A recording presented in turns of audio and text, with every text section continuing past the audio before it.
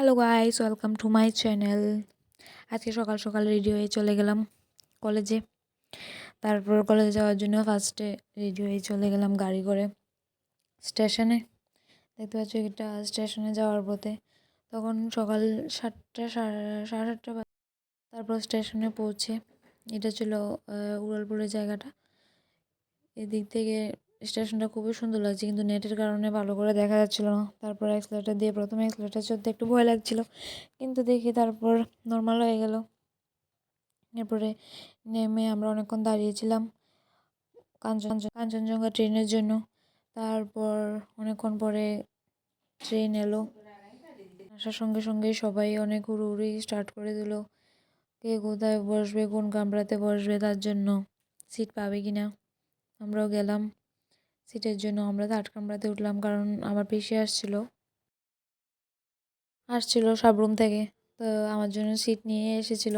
তো আমরা পিছু দেখা পেলাম, বসলাম। তো অনেকক্ষণ না খেয়েছিলাম, খিদে লেগেছিলো, তো আমরা সবাই মিলে চিড়া ভাজা খেলাম, চা খেলাম ট্রেনের মধ্যে।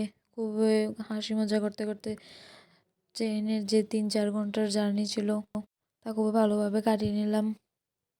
তারপর কুমারগাঁও স্টেশন ফাইনালি চলে আসলাম। এরপরে শর্টকাটে যাওয়ার জন্য ট্রেন যাওয়ার পর আমরা এদিক দিয়ে লাইন ক্রস করে চলে গেলাম। তারপর গেলাম কলেজে, তারপর হোস্টেলে গেলাম। হোস্টেল থেকে এসেছিলাম বাড়ি যাওয়ার পথে বান্ধবীর সঙ্গে দেখা হলো। দোকানে যাচ্ছিলো, তো আমাদের সাথে দেখা হয়ে গেল। যখন ট্রেনের জন্য অপেক্ষা করছিলাম, চারিদিকে দেখছি কুমারঘাটের মানুষরা এখানে একটা জলের ব্যবস্থা ছিল স্টেশনে, তো এখান থেকে দেখছি জল নিচ্ছে সবাই, খুব সুন্দর। বান্ধবীরাও সবাই চলে আসলো স্টেশনে, যারা যারা আমরা আগরতলার দিকে যাব। তো যেখানে সবাই আমরা মিলে গল্প করছিলাম, চারিদিকেটাও দেখতে খুব ভালো লাগছে। তারপরে করে আমরা ভাবছিলাম প্রথমে প্ল্যাটফর্ম নাম্বার 2-তে আসবে ট্রেন, তারপর অ্যানাউন্সমেন্ট করলো প্ল্যাটফর্ম নাম্বার 1 আসবে। এরপর আমরা আবার এদিকে চলে আসলাম। পরে ট্রেনে উঠলাম। ট্রেনে উঠে দেখি ওমা কি কাণ্ড, এদিকে শুধু ভিড়াভিড়ি। আজকে আমরা দাঁড়িয়ে পুরা স্টেশন আসলাম, স্টেশন অবধি দাঁড়িয়ে দাঁড়িয়ে ট্রেনের মধ্যে। তারপর আগরতলা স্টেশনে নামলাম।